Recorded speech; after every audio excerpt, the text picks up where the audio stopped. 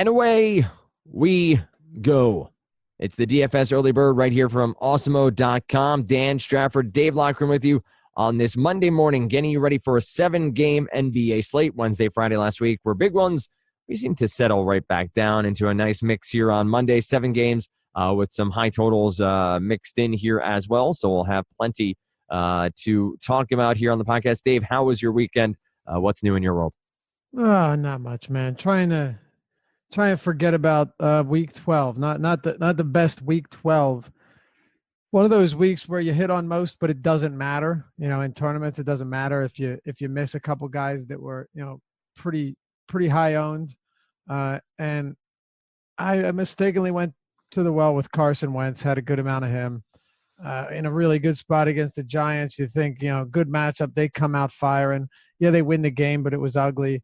And they didn't get the job done. So that definitely stung. It's funny. I looked through all of my my ownership afterwards, and I wasn't seeing anyone that really destroyed. I mean, LaShawn McCoy was that hurt for sure, but aside from that, everything looked good outside of Wentz. But when you have a lot of someone like that, it hurts when you're playing tournaments only, and he's in 40% of 150 lineups. It doesn't help, but kind of lessened the blow a bit when Jimmy Butler hit that game-winning step-back three with a hand in his face with 0.4 of a second remaining. Second time he's done it in 8 days. So it brightened my mood a little bit.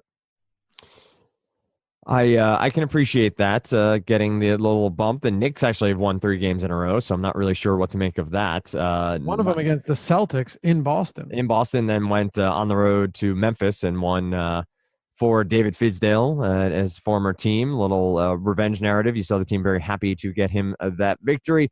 NFL was not kind to me this week. Feel as though my roster construction kind of sucks. Right player pool, just not the right pieces together, and probably has a lot to do with building my hand and doing it sporadically on my cell phone while yelling at my children. So maybe a little different process for week 13, but probably not, because I'll still have my kids around. And actually, my wife is traveling next weekend, so definitely not going to be a different process now that I think about it. But nonetheless, we will persevere here and move on to this 7-game NBA slate. Some definite injuries to keep an eye on as we go through here. I know that I believe Steph Curry's still out, right? I know he's supposed to ramp up workouts. Practice, but yeah. Yeah, he's supposed to practice, but I believe he's supposed to be out here still.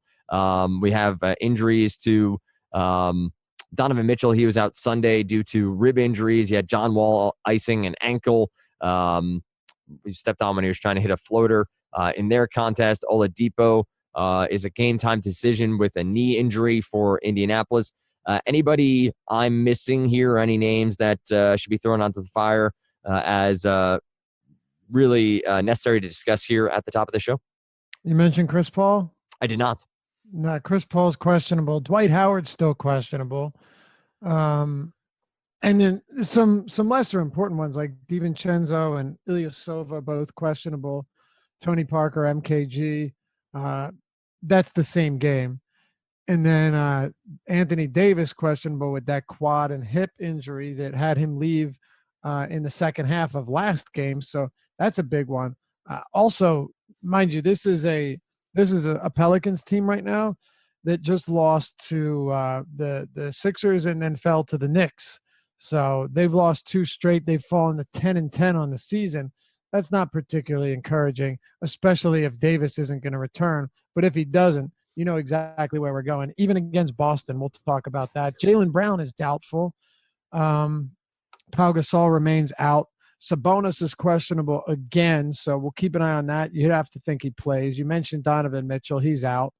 And actually, no, you know what? I think Donovan Mitchell could return. I'm not sure yet. I'm seeing that it's possible with the rib injury. Questionable for Monday.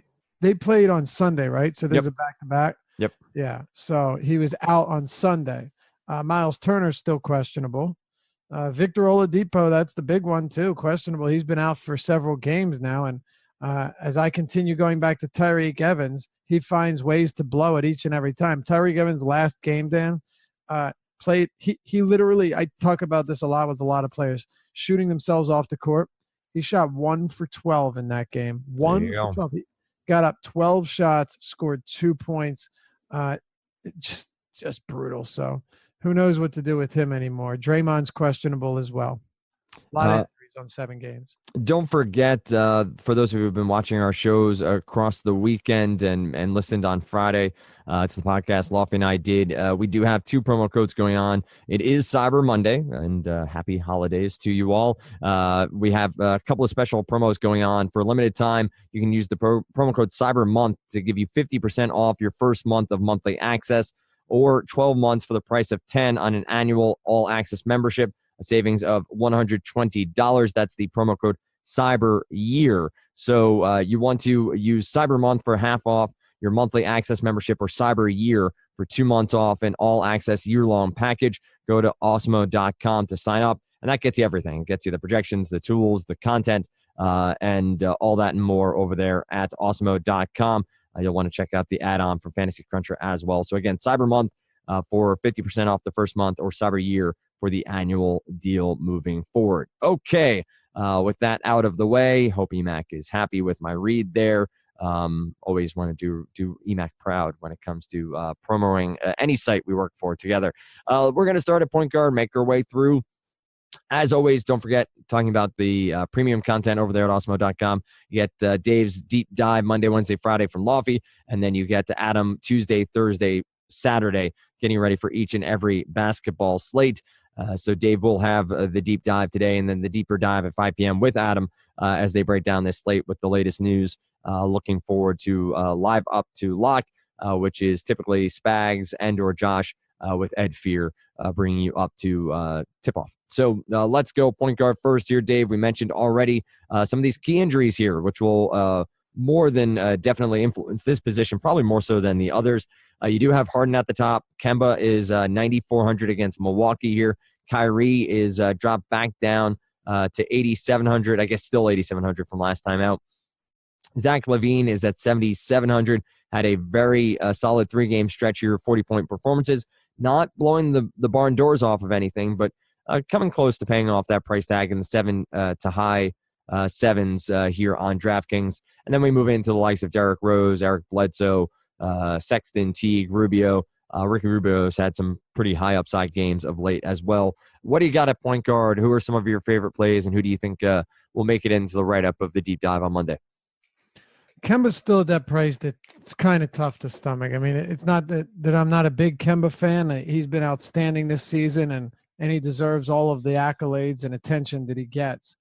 I don't know if I'm going there here. This is still a relatively tough spot for him. I mean, any good shooter can shoot well in any matchup for sure, but he takes a whole lot of threes. Milwaukee does a very good job of limiting 3-pointers, and I don't have a big problem going away from Kemba with his price up here. Now it's funny too, because with this Milwaukee team, they allow a ton of 3-point attempts. They just don't allow a high 3-point percentage. I think they allow the second most 3-point attempts in the league. So, I mean, Kemba's going to jack them up. Efficiency will be an issue, but if he keeps taking 100 shots a game, it might not matter. I don't think I'm going there though. I look at a Drew Holiday if Anthony Davis is out, and despite Boston's strong defense, that's going to be a tough spot to ignore. Whenever Anthony Davis is out, Drew Holiday immediately jumps into the conversation as a top option at point guard and shooting guard. He's just a very, very solid overall player, but you're going to see his usage rise, probably even his assist rate jump as well. So keep an eye on that. That's really big news. And then, of course, we'll talk about Harden in the next one. But the interesting thing, Chris Paul was ruled out for rest last game. And I don't know, now it's seeming like it might be something more than that with left leg soreness. But it was originally ruled out as rest on Saturday, or was it Friday? No, I think it was Saturday. And now you have questionable with leg soreness. So I don't know what's going on there. What I do know is it's a really good matchup against just a struggling Washington team whose defense has been inept, to say the least. You mentioned Irving. Prices has come down, I guess, to a more palatable spot. I'd still like to see him a little bit cheaper, but it's hard to argue with the production. It's hard to argue with the playing time, with the usage. His usage is through the roof right now. And he, over his last 9 games, he has 24 or more shots in 6 of his last 9. So in these, and one of them that he didn't was a 20-point blowout. And then one of them was against Utah. Another one was a 30-point blowout against Chicago. You get the point. Competitive games, we're going to certainly get a lot of usage from Irving. So I will have some Kyrie Irving here. It doesn't really matter if Davis is in or out. I still think this game is competitive no matter what. Boston just isn't playing well enough to convince me that they're going to win in blowout fashion against at least a decent enough Pelicans team. You mentioned Rubio too. Rubio has been putting some solid numbers up. If Mitchell is out, I know I know Rubio is coming up in price a little bit, but if Mitchell's out, I'm still going to be playing some Rubio. I mean, I've gone over the numbers earlier this season when Mitchell was out. Rubio puts a 45% assist rate. His usage jumps up to around 28%. Pretty much leads the team in all of those categories when Mitchell is off the court. It's a big deal. Yesterday or Sunday, depending on if you're right now, it's still Sunday, but depending on what time this gets posted, Sunday, yesterday, doesn't matter. Right. Rubio had 27, 7, and 5 in 26 minutes. This is a blowout win on the road against the Kings. He shot 11 of 16, 2 of 3 for 3.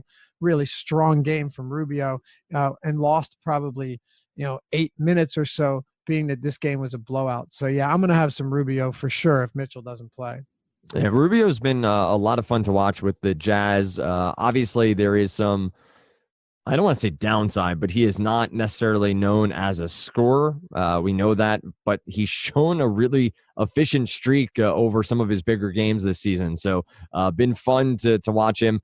Price tag has risen a bit on the year, but only still 6,500. If you're seeing the upside, we saw it back against the Pacers, which was a gigantic 50-point output over on DraftKings. And then what we saw on Sunday, he could be one of the higher upside guys if that shot is falling consistently. Any cheap ones here? I think obviously point guard has upside with some of the injuries at the top, maybe some guys filling in. We've continued to see Quinn Cook get some decent run for the Golden State Warriors. Anybody sub 5K that would at least be in the mix for you? Yeah, not a ton of value here. You have guys like Ryan Arcidiacono who are getting good minutes, right? 40 minutes in a close game against Miami, 34 minutes the next day. That was a back-to-back. The production's not necessarily there in all of these games, but if you're getting 40 minutes, and I actually don't think this game is going to be a big blowout either. I mean, the Spurs are only 6-point favorites. They're really not that good of a basketball team. Arcidiacono would just simply be a value guy. Not a high point per dollar play by any stretch, but definitely somebody that you can consider if you're desperate. And then with Jaylen Brown doubtful, I guess we're going to have to look at either Terry Rozier, who is very cheap. He's probable for this game, or Marcus Smart.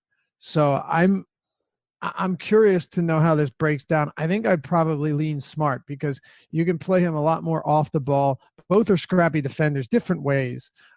Marcus Smart's just all over the place. And I think that's a good thing for this matchup. You're going to want him guarding Jrue Holiday. Again, it is going to be a tough matchup for Holiday. Brown's a good defender. Marcus Smart's probably even better. If Marcus Smart probably won't get the start, but if Brown's out, you're still going to see probably, I don't know, around 30 minutes from him, which would be really interesting. And Jaylen Brown's minutes have been all over the map, but you can at least throw him into average around 25 to 28. And that's going to open things up for Marcus Smart. I prefer him over Terry Rozier, actually. I'm not sure if that'll be the case, but I think you'd agree. Terry Rozier is far more appealing when someone like Irving is off the court. Marcus Smart doesn't rely on scoring. Terry Rozier will need to score. So if Irving's still out there, it's not going to make a huge difference for Rozier, whereas with Smart, all he needs is the minutes to get it done.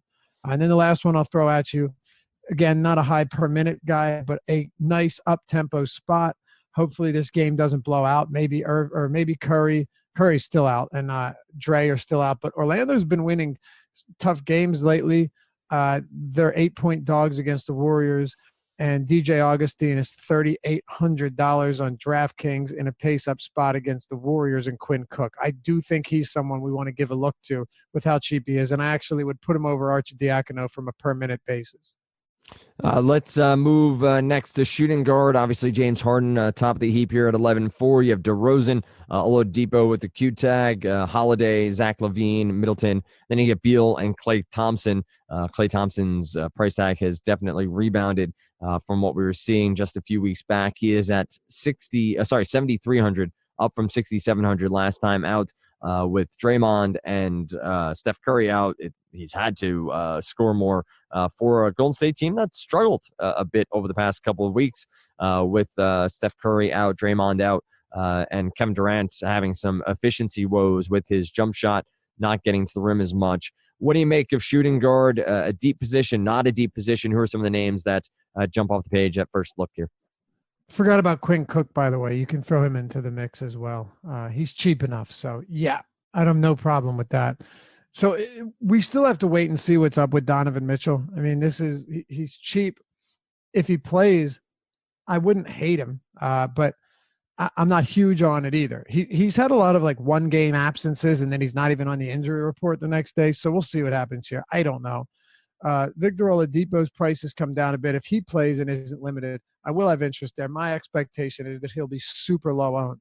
And this Utah Jazz backcourt defense has really not been strong at all. So it's a knee injury for Oladipo. It's concerning, but he was up at 9,600, before he got injured, 93, 9,400. So I always used to talk about, sub 8K Depot. Well, once you get up in that mid 9K range, I'm all right with 8,500. And I think it's just a low ownership play against the Utah team that people still view as a very tough matchup that I'm not too afraid of whatsoever. Also expect this game to be close. Now, it obviously depends who's in. Mitchell, Oladipo, two of the biggest pieces in this game, but we'll find out. Zach LaVine at home against San Antonio. You just keep playing old Zach. Just keep playing him. He's still 7,700 on DraftKings. I don't get it. I mean, look at this. So against Milwaukee and Boston, give him a pass. Both blowouts. Milwaukee wasn't a blowout until late, but Boston was never competitive. Last three games, though, 41, 43, 42 fantasy points. He's just ridiculously consistent. The minutes are insane. Zach LaVine's, if the game is even remotely competitive, like 15, 18 points, he's still going to play his 36, 37 minutes. He's just really impossible to ignore right now. I already talked about Drew Holiday if Anthony Davis is out. And then DeMar DeRozan. What do we do with DeMar DeRozan? He's pretty much all over the map this season. Comes with the territory playing in San Antonio. But I like him here as well, especially if Depot's out. You lose an option. DeMar DeRozan against Chicago. And the Spurs are only 6-point favorites. So I think there are a lot of good.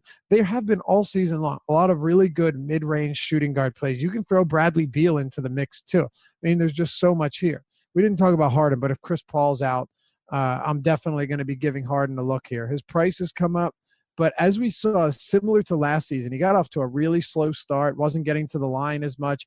His shooting was erratic.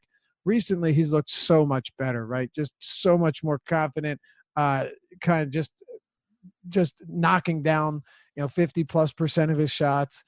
Getting to the line a lot more. You look at this. Over his last 4 games, 10, 19, 14, and 12 trips to the free throw line. That really buoys his production, and it's very important. What about cheap options here? Anybody that you can dig down bottom of the barrel and maybe save some cash? You did mention Rozier and Smart, obviously, for Boston. They're shooting guard eligible on DraftKings. We do have our good buddy Bogdanovich from the Pacers, who, again, I guess if Oladipo's out, could make for a decent play at 4,700. Any other shooting guards, at least on the radar here at the cheap end of the pool? Yeah, so I'm not sure how cheap we want to go, but there are a couple. Jeremy Lamb has been pretty productive, and it seems like he's finally getting the run that he deserves, particularly in close games, which is good because I think this game stays close. 4.5-point dogs, the Hornets are at home. Jeremy Lamb getting up a lot of shots, producing consistent. I like consistency when it comes to these shoot first guards because he's giving us at least enough peripherals to stay on the map in the event of a rough shooting game. But he's shooting well because he's taking a bunch of high percentage shots outside of, obviously part of his repertoire is always going to be for the mid-range, but he's getting a decent amount of those high percentage looks, and that's really helping him. Andrew Wiggins is also just really cheap. He's been terrible lately, man, like terrible. He shot I think it was 0 for 12 last game. Shot 0 for 12 against Chicago. Just terrible. But he's also down $1,000 from where he was just 2 games back. And at 5,800, obviously Butler's no longer there. Wiggins still has 40-plus fantasy point upside. I still think this is too cheap against a Cleveland team that plays really rough defense, but is playing better lately, which means this game could actually stay close. Cavs just beat Philly in Philly, broke that home win streak, and then beat the Rockets the very next night. Wiggins is a guy that does stand out to me for sure. It's tough. It doesn't feel good going down, but it's worth a look for sure. And then if you're talking real cheap guys, you're not going to get anybody that you absolutely love unless we get some relevant injuries. There's Rodney Hood, whose price has come down to a very, very discounted cost. We talked about Marcus Smart. But right now, yeah, I'm falling into that Lamb and Wiggins range. And then if you want to throw Gordon Hayward in there as well, he's off the minute restriction. He's seeing good run in close games. And you know what? He's looked a little bit better lately, which is kind of comforting, a little bit encouraging. He's also 5,500. So yeah, that mid 5K range is really not that bad. You made mention that Eric Gordon wasn't dead the other day. Pretty incredible. I mean, I've been saying all season long, like you're gonna get the Eric Gordon game. It's just, when is it going to happen? Happened on the weekend where a lot of people probably didn't play. It wasn't a huge game, but he still shot 8 for 16, had 38.5 fantasy points. Like, you'll take that any day of the week. He's still cheap. So yeah, good call. If Chris Paul is out, then Gordon is back on the radar. Now he's also back on the radar of plenty of other people after having a good game. Many people who didn't want to touch him until he had a good game, play the wait and see, which doesn't really work in fantasy. But yeah, if Chris Paul is out, Eric Gordon's a guy. Another thing I've been saying all season long, you're still getting 30-plus minutes a night from him. Even when Paul was healthy or active, like, you're still getting the minutes, and he's still shooting quite a bit. So whenever you get a guy that's shooting that much and playing that many minutes, eventually he's got to do something right, even if he's having a terrible year. If you want a narrative, you can always go to the fact that Andrew Wiggins, he really gets up for those games against Cleveland. You got to remember that's that old trade narrative. Does he though? Like, does 27.2 points per game average against the Cleveland Cavaliers is the highest point per game average of any team he's played against. Very interesting. Okay. So you do have, how many times he's played him? Like 4 or 5? Nine times. They faced 9 times, huh? Yeah, and a 53% field goal percentage, which is his highest of any opponents as well. So I'm looking it up right now, not to see the per game, but actual games. Minutes played, 342 against over 9 games. Field goals, 91 out of 173. 23 3-pointers and 50 attempts. So 27 points, 33 points, 35 points, 20 points, 23, 41, 25, 19, 22. Not bad. It's gone down a little bit as we go on. And for some reason, I don't even want to say plateaus in terms of skill, actually has seemingly regressed. But I'll buy into that because he's a good enough price anyway. And he's already getting the run, and he's already another guy that, again, like Gordon, you could have some really bad games, but if you're going to shoot and you're going to get the minutes, I'm on board with that. Let's roll on to small forward, where we have Giannis, KD, DeRozan, Middleton, Aaron Gordon. Mirotic obviously would come into play a bit more with Anthony Davis out at 6,900. Rudy Gay, Ingles, and we go on from there. Giannis at 11.6, Durant here against Orlando at 10.9, and then we drop pretty sharply off to DeRozan at 8.6. The two 10K plus guys, interest in both. Interest in Giannis, not KD. How do you shake out here on the most expensive side of small forward?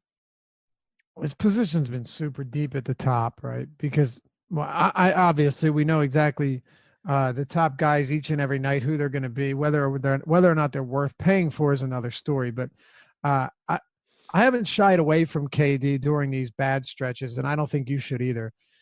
He's bounced back with 2 solid games, 61 and 64 fantasy points. It's no surprise because he was still shooting a ton. right? He's still a well above average rebounder. He's still going to serve as the primary, if not secondary, facilitator with Curry out. Now, if Green returns, that hurts him a little bit. Green is a good passer, especially for a big.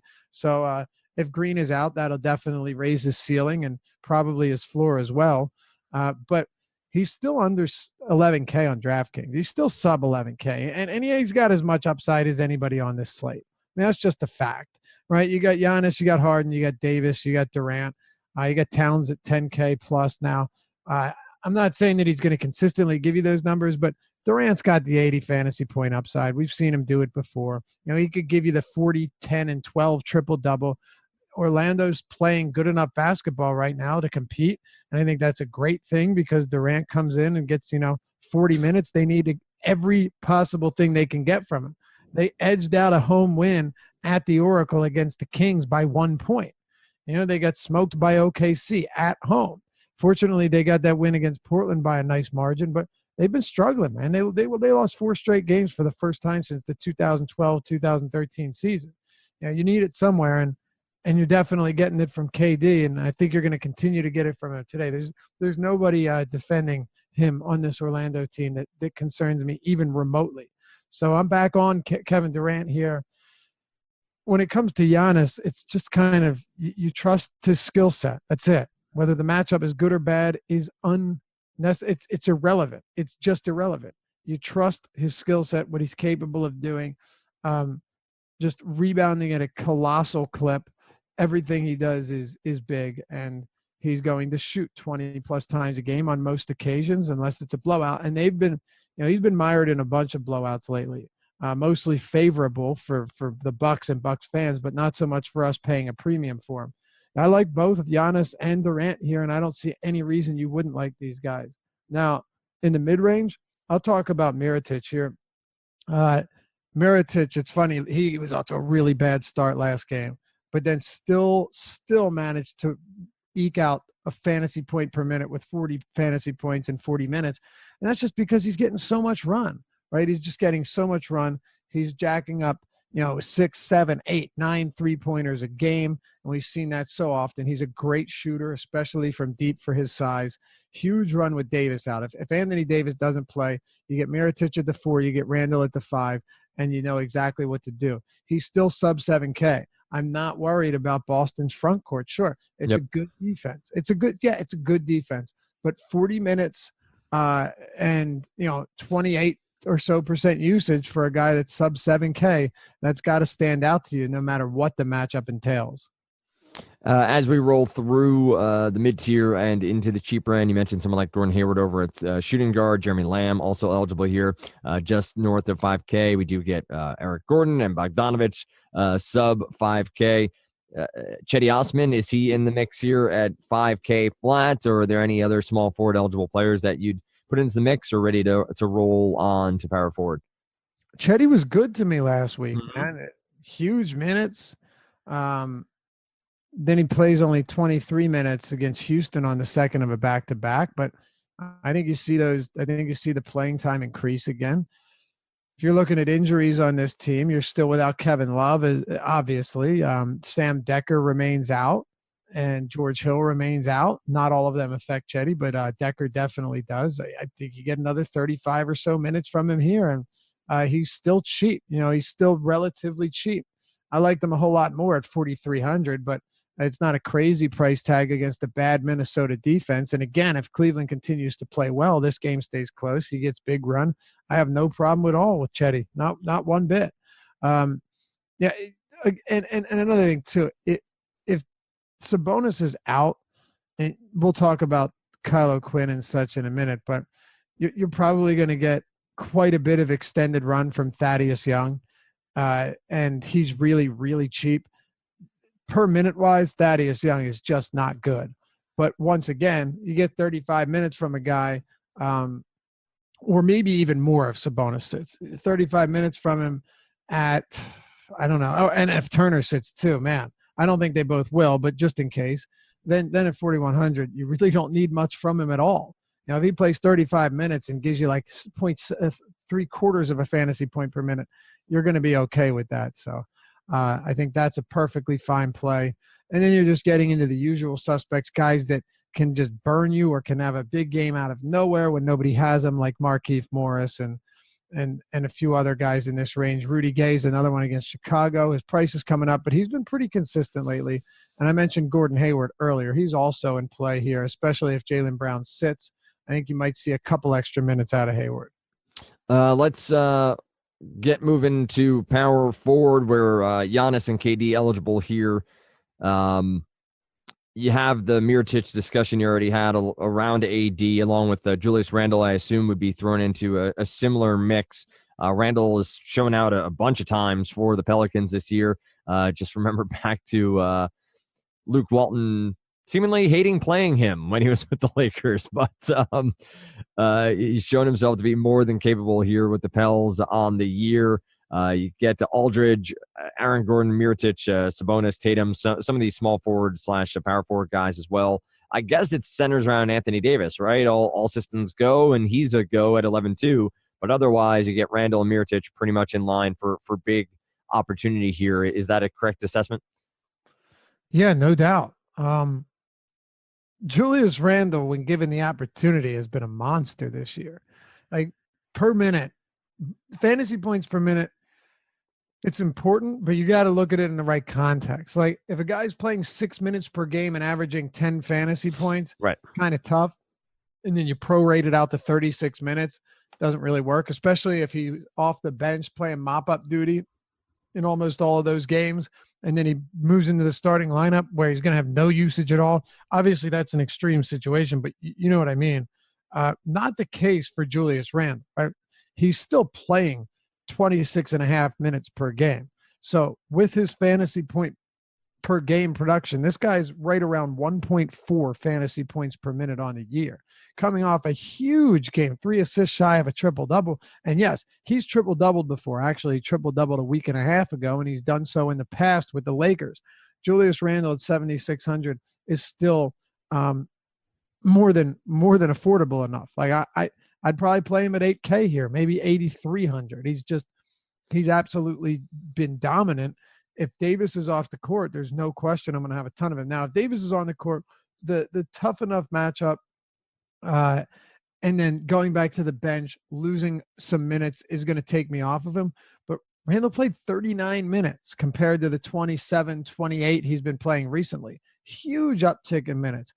Tack on, let's say you only get like 1.1 fantasy points per minute from him at this rate, in this matchup, you're still talking about 42 fantasy points. So he'd have to have a really bad game not to produce.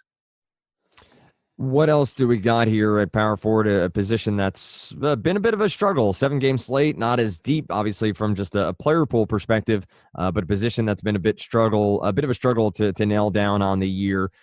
Anybody on the higher end of the price tag pool, or do you make your way down to the Saric's of the world, Derek Favors, Taj Gibson, as some of these cheaper options, maybe with some upside? Was really hoping that the Cheikh Diallo would see some more minutes in that last game, because he got off to a decent start off the bench. Like, all right, here we go. And then fizzled out, ended up only playing 17 minutes. Total desperation play if Davis is out, because I think you get him up possibly to 20 minutes, which wouldn't be a bad thing. He's another example of the per minute production's tough to gauge, but he is averaging, well over 1 per minute this year. He's only averaging 10 minutes per game though. So, you be the judge. Keep a close eye on whatever happens in Indianapolis or in Indiana. You and I both mixed that up quite a bit because Kyle O'Quinn would immediately become. I did it before again, didn't I? Yeah, you did it. Not today. No, I think I did it today too. Maybe I just missed it. No, I think I did it today too. All right, fair enough. It's easy to do when you're going back between these two. It's like Giannis. I'll just call them the Pacers. I'll just realize my mistake and not. There you go. Yep. Just call Giannis the Pacers. I get it. Kyle O'Quinn, though, if let's just say hypothetically, because it's definitely a possibility. Both Miles Turner, he's a game time decision, and Sabonis, game time decision, could be out in this game in Houston or in Utah. If that's the case, you're pretty much you've got to play Kyle O'Quinn, whether you want to or whether you don't. you got to play Kyle O'Quinn, right? Sabonis played 34 and a half minutes last game. So if you were to take Turner and Sabonis out of the lineup, that makes things really interesting. And Sabonis, it's tough because he didn't practice Saturday, and then he played, right? Yeah, he played. Yeah, Turner was out, Sabonis was in, yes. Right, and had a big game as expected. He's been another per-minute monster this season. But say they just sit him at precautionary, say, look, man, just take a rest because he is still a game-time decision. You just got to lock O'Quinn into your lineups. Other than that, I mean, you have LaMarcus Aldridge against Chicago. He's not a bad play. He's not a guy you love, but he's not a bad play either. Otto Porter's definitely been waking up. He's not on autopilot anymore. You know what that's from? I don't. Shaqtin' a Fool. One of the best Shaqtin' a Fool clips ever was where Otto Porter stood there as they just ran around him and did not move. Like it was one of the best like freeze frames accident. And I remember Shaq saying he's on autopilot. One of the greatest. One of the greatest. Him and Charles, him and Chuck, they're great together. But I like Porter here in a high, what I expect to be a high scoring game. 224 total. He's small forward eligible as well. This is kind of a position, I've said it a lot recently, that you have a lot of these cheaper power forwards. None of them are particularly consistent, but all of them can have decent games at the drop of a dime. And one of those guys that hasn't been great to us, but can give you strong numbers even with limited minutes, is Derek Favors. I'll just throw him out there again because Derek Favors is cheap. Faces Indy, could be a banged up and shorthanded Indy front court, which means he would have a big size advantage. If you get 25, 26 minutes from Favors, who is a north of one per minute guy again this year, he's not a bad play either. But there's a lot of those guys at power forward. That's kind of how it's been all season. And you throw Thaddeus Young into the mix too if anyone's out for Indiana. I will say that it's fun to look at the Pacers. See what I did there? Depth chart. Nice. Because you're talking about Giannis. Exactly right. Oh, that's going to get confusing. Kyle O'Quinn not even listed on their depth chart on ESPN, which is just fantastic. Is that right? It's right. But Ike Anigbogo is, who's just recalled from, and get this just I had to read this on the pod. Anigbogo was recalled from the G League's Fort Wayne Made Ants on Friday. Amazing. The team name is the Made Ants. That's amazing. What's more amazing is your pronunciation there. My guess is you went to Basketball Reference before attempting that. I did. Okay. I don't blame you. Yeah, because most people would have gone with Ike. No, Ike Anigbogo. That's a good one. Nice work. Basketball Reference is clutch in those situations. All the references, like Baseball Reference, Basketball Reference, they all have pronunciations. I'm a big fan of getting with football. It's not as hard, right? No, baseball, you get some tough ones, but you don't get as many. Like there's a bunch of African players. Well, it's like Tommy Milone or Tommy Malone. Right. That one's just ridiculous. I think you're right. It's different types. Like the Eastern European players in basketball are difficult. The ones from, that were playing in Africa prior to there's a lot, like Emmanuel Mudiay is one of the easiest ones to pronounce when you're getting into that territory. So nice job on that. I wonder where Anigbogo's from. I have it open here still. He is from. It's not on Basketball Reference. No, it's not. Interesting. No, they don't put that. You know what else they don't put, which is kind of strange? Height and weight. Well, they have height and weight, 6'10", 252. Oh, do they? Oh, that's right. You got to drop down. You got to use the drop down. Oh, he is. He's from Congo. It is. There you go. And he was. No. I'm sorry. No, that's Moutier. I had pulled Moutier up. Silly me. Where is he? He was born in San Diego, California. San Diego. Wow. Look at that. Really? Come on. Oh, man. That's awesome. That is amazing. We sound dumb. It's staying in. We're doing it live. Let's go Right. The worst. See, I don't watch much college basketball. I think it's just right to UCLA, um, right? Yeah. it's a tormenting experience for the most part, unless No. you're watching Zion. But yeah. So most people that watch it be like, dude, how do you not know that? He's at UCLA. Well, because I don't really watch college basketball. 7'6" wingspan on a 6'10" height. Look at him. Let's talk centers. We've San spent Diego, a few too many minutes here on Whale's ETA. vagina. What's that from? Giannis. That's from Anchorman. Um, Nice work. it's a good movie. I enjoyed that movie. Also because I just love the teleprompter scene, because I know people who that happened to in radio in the past, where they just get copy and read it without ever reading it beforehand and have no idea what's on it until they say it live on the radio, which is fantastic. Let's go to center and we'll close out here. Karl-Anthony Towns up at 10K.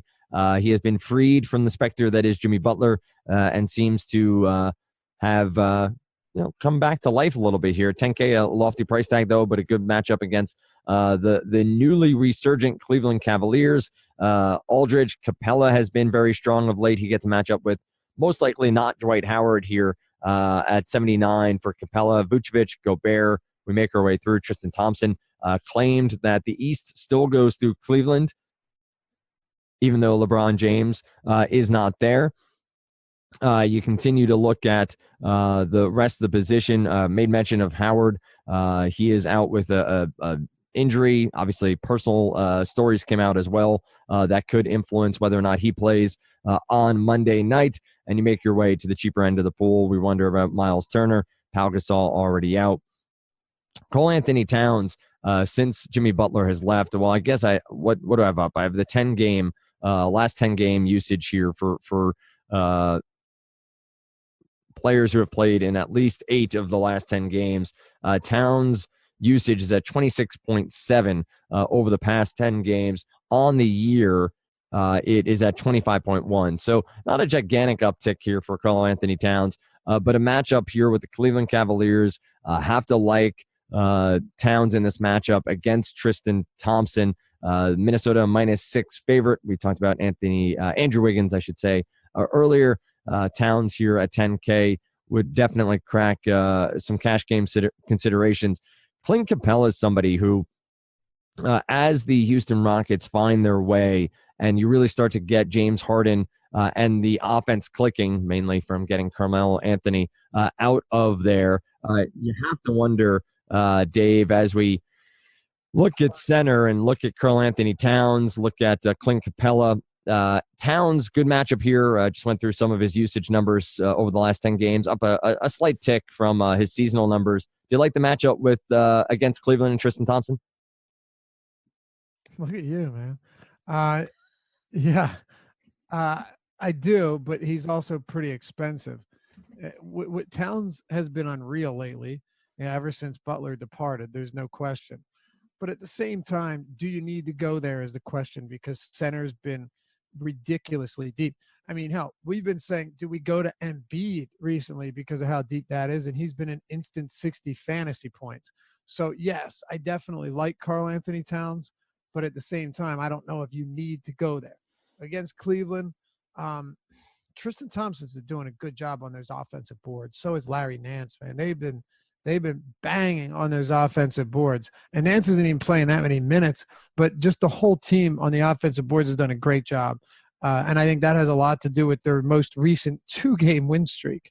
So it is not much, but it is a lot when you consider who it came against and how, given they'd only won 2 games in the season leading up to that. So yes, Towns is a perfectly fine play. I don't have an issue with him, but I'm not going heavy on Karl-Anthony Towns. Dan, especially if Davis is out, because then you're going to have a lot of Mirotic at the 4 and Randle at the 5 and that, because loading up on both of them is certainly not going to hurt you. But let's not forget, you still have Clint Capella, another guy who has looked outstanding recently and is playing huge minutes nightly. The only game he's played less than 30 minutes recently was against the Pacers, and that was when he left that game.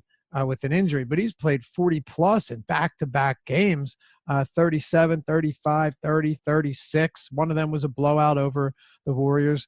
And Capella's still reasonably priced. I definitely have interest there.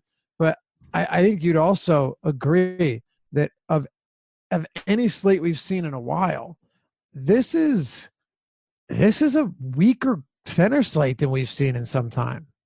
Absolutely, especially with the Q tags on Sabonis and Miles Turner. You have Dwight Howard most likely out here. So Pau Gasol, not that necessarily playing him, but you have a number of injuries here that could sap the position further. If Turner and Sabonis are out, do you go to someone like Gobert at 7,100 with some upside? Not really sure that Kyle O'Quinn can contain someone like Gobert. Do you think that's a decent price tag on him in this matchup with those two out? No doubt. If forget about Sabonis, if Miles Turner's out, Miles Turner's a good rim protector and shot blocker. He definitely has his flaws, but he's a decent enough defender that you'll take a matchup for Gobert against O'Quinn any day of the week, or Sabonis. I have a lot of respect for Sabonis, but I expect Rudy Gobert to still put in some work.